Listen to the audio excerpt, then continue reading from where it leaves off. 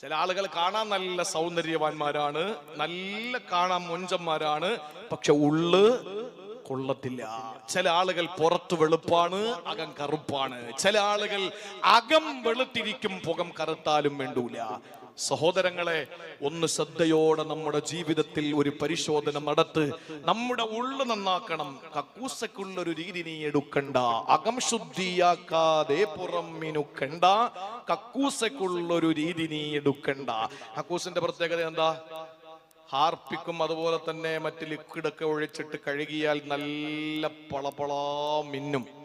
നേരെ മറിച്ച് അതിന്റെ ഉള്ളിൽ മാലിന്യമല്ലേ.